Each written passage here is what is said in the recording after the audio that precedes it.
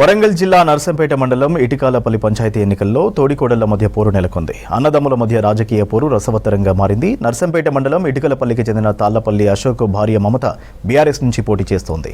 తమ్ముడు తాళ్లపల్లి రాము భార్య కల్పన బీజేపీ నుంచి పోటీ చేస్తున్నారు.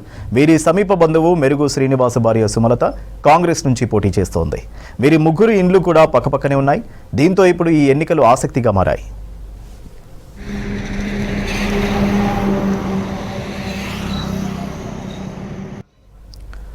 అయితే ఇప్పటి వరకు వృత్తిపరంగా ఎవరి పని వాళ్ళు చేసుకున్నారు. బంధుత్వంతో కలిసిమెలిసి ఉన్నారు. ఎవరి పార్టీ తరఫున వాళ్ళం ప్రచారం చేసుకుంటామంటున్నారు తోడికోడల్లో. ఈ ఎన్నికల్లో ఎవరు గెలిచినా ఓడినా బాధపడమని చెప్తున్నారు తోడికోడల్లో. అభివృద్ధి చేస్తాను. రాజకీయం అనేది 10 రోజులే ఉంటుంది. మరి పక్క ఇళ్ళు బంధుత్వాలు ఎప్పుడు కానీ మేము గొడవలతో ఉండము. ఏదో విధంగా మంచిగానే ఉంటాము. మేము ఇటికాలపల్లి జనరల్ మహిళ వచ్చిన వారికి కాంగ్రెస్ పార్టీ తరఫున గౌరవ శాసనసభ్యులు మాకు అవకాశం ఇచ్చింది. అవకాశాన్ని మేము సద్వినియోగం చేసుకొని గ్రామాభివృద్ధికి తోడ్పడతాము. ప్రతి ఒక్క సంక్షేమ పథకాన్ని ప్రతి ఒక్క గడపకు చేకూరుస్తామని మనం చేస్తున్నాము. పార్టీలే, బంధుత్వాలు. ఎందుకంటే పార్టీల విషయాలకు వస్తే బంధుత్వాలను దూరం చేసుకోవాలి. ఈ 10 రోజులు పార్టీల ద్వారా మేము పార్టీలు నడుపుకుంటాం, తర్వాత బంధుత్వాల ద్వారా కలిసి ఉంటాము. అదే మేము కోరుకుంటున్నాం. మన గ్రామ అభివృద్ధి కొరకై మేము పాటుపడతామని.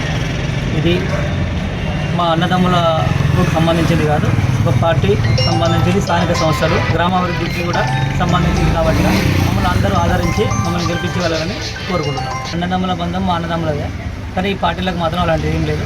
వాళ్ళ ప్రచారం వాళ్ళే, మా ప్రచారం వాళ్ళే. ఎప్పటికైనా అన్నదమ్ములు మేము కలిసే ఉంటాం.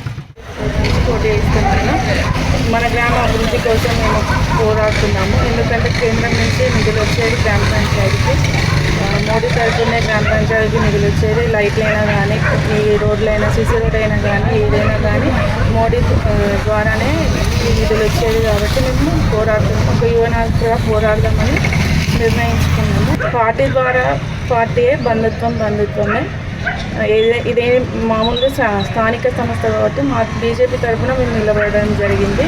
బంధుత్వమే, ఎప్పటికీ బంధుత్వం ఉంటుంది. అంటే తర్వాత చేసే పనులను చూసి మేము కూడా సానుభూతి పొంది ఆ పనులే చేద్దామని నిర్ణయించుకున్నాము. గ్రామాన్ని ఎలా అభివృద్ధి చేయాలి, ఎలా అని